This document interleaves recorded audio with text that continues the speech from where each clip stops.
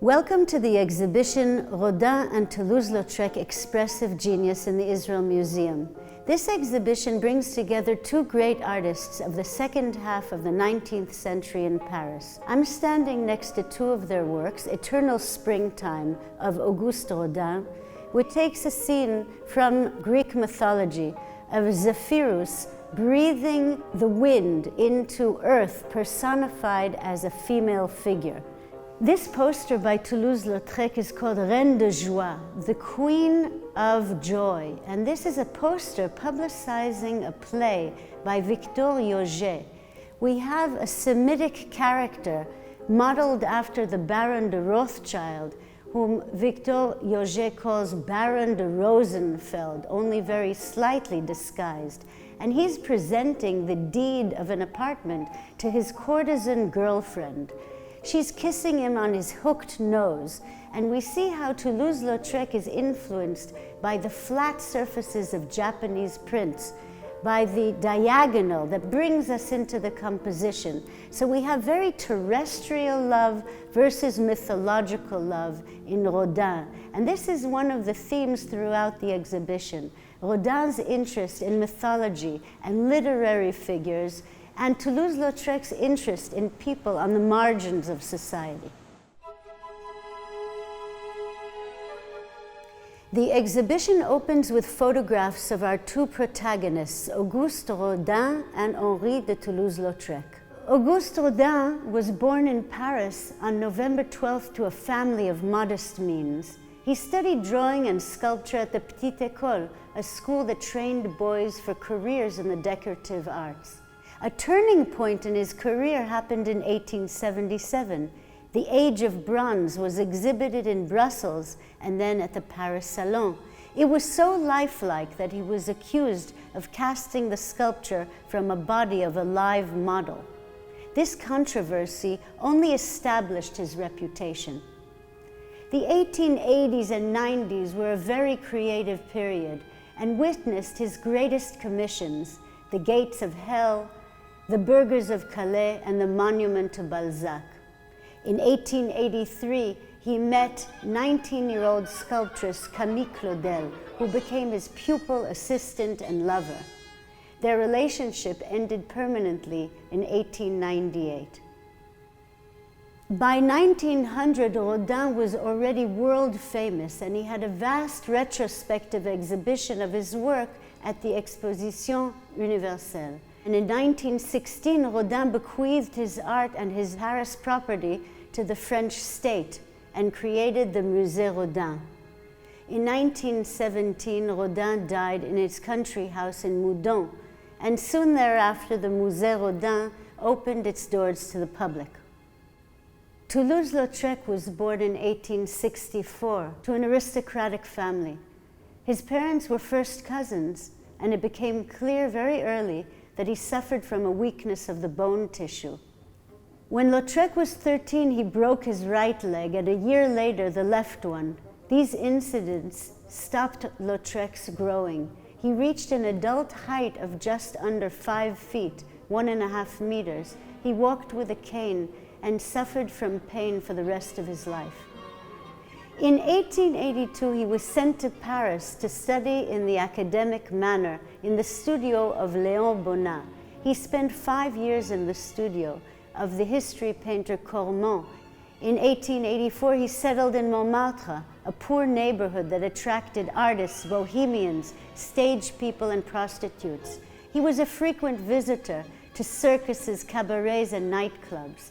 He became a central figure in the social life of Montmartre. Despite his physical deformity, some of the most alluring women of his time fell in love with Lautrec. He created his first lithograph poster in 1891, a commission for the Moulin Rouge Cabaret. Suffering from alcoholism and syphilis, Toulouse-Lautrec suffered a stroke in 1901 and died at the age of 36.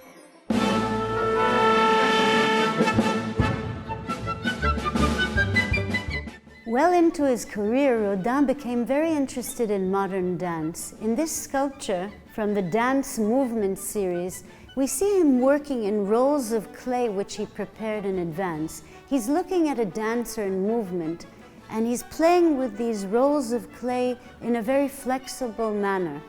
We see the dancer lifting her left arm and holding her right leg. You have a similar interest in dance in the work of Toulouse-Lautrec, creating his series called Café Concert. We have a dancer, and he shows her movement and the swoop of the skirt. He uses a toothbrush dipped in ink, which he then spurts onto the lithograph to create an interesting texture. Both of these artists are going to the same clubs, to the Moulin Rouge, to the Moulin de la Galette. They witnessed Can-Can. They were modern dance enthusiasts.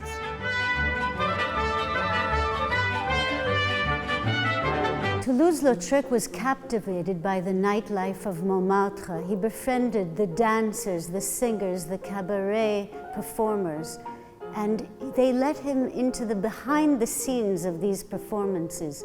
He would sketch on napkins, scraps of paper, on tablecloths, and he would capture these moments in time for posterity.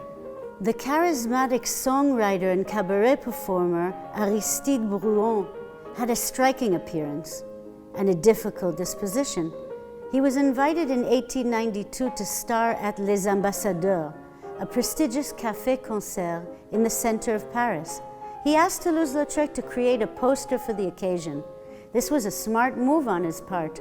The colorful poster, showing him in his signature wide-brimmed hat, black cape, and red scarf, made him a familiar figure throughout Paris. In 1891, Rodin was commissioned by the French Society of Authors to create a monument to the great author Honoré de Balzac. His work on the sculpture, on the monument, had two stages. One was a naturalist stage. He sketched, he read the novels, he even went to the birthplace of Balzac and asked the tailor to create a suit of clothes so he would get a sense of the figure. At the second stage, he went into the symbolism of the figure and tried to gain an understanding of the idea of genius. We see this sculpture, the figure with his self-assured crossed arms and his spread legs. Potency is connected with creativity in this work. However, when the sculpture was shown in the final monument, it was severely criticized, even though Rodin thought that it was his most important work to date. One of the colorful characters in Paris was Missia Ser Natanzon and her husband Tadej Natanzon. The Natanzon brothers had founded a bi-monthly review called La Revue Blanche, and here we're looking at a poster promoting that review. This intellectual salon of musicians, literary figures, and artists promoted the avant-garde. They supported the Nabi, and Missia, who was a talented pianist, was depicted by many artists of the time, Bonnard, Denis, Vuillard, and Toulouse-Lautrec. Here we see her in an ice skating rink, depicted by Toulouse-Lautrec on this poster. This coupling of Balzac with Missia Ser Natanzon shows how both artists were interested in the literary circles of their time or their recent past.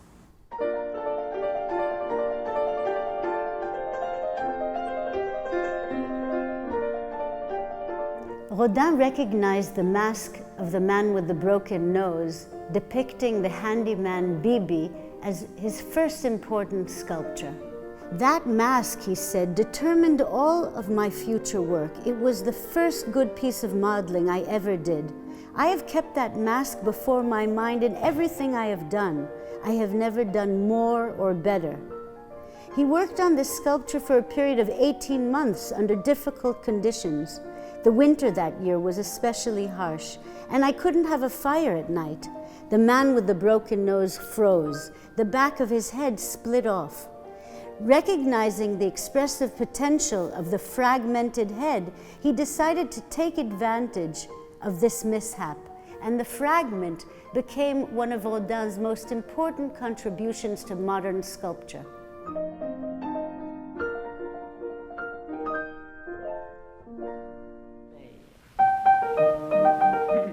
Jane Avril was a chorus dancer at the Moulin Rouge. She and Toulouse-Lautrec collaborated in creating her artistic persona. We see her here in a characteristic dance move with a serpent winding itself around her black dress. She danced the can-can in a particularly elegant way, and their friendship was a deep one.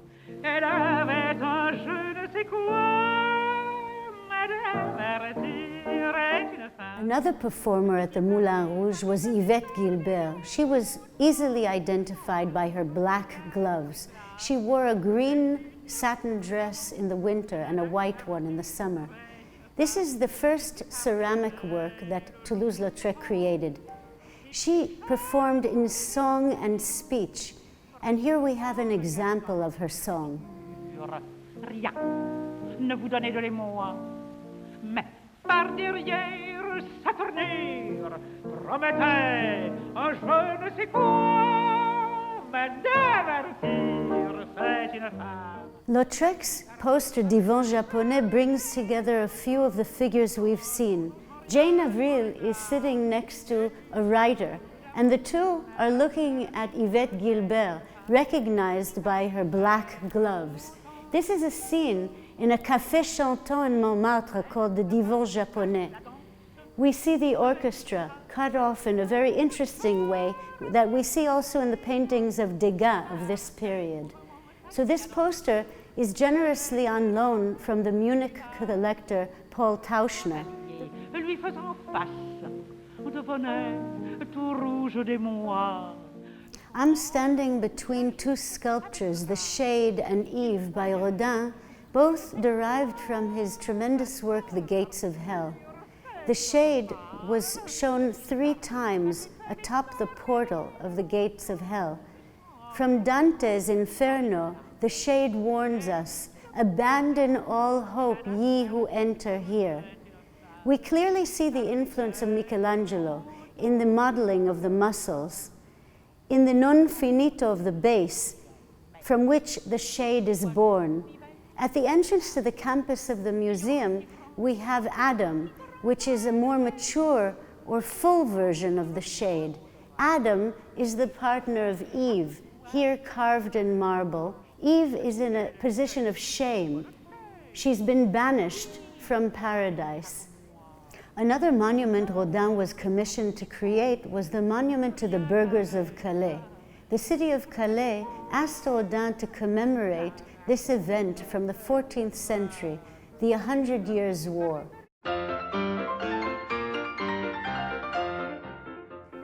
Between the end of the Franco-Prussian War and World War I, Europe knew several decades of calm.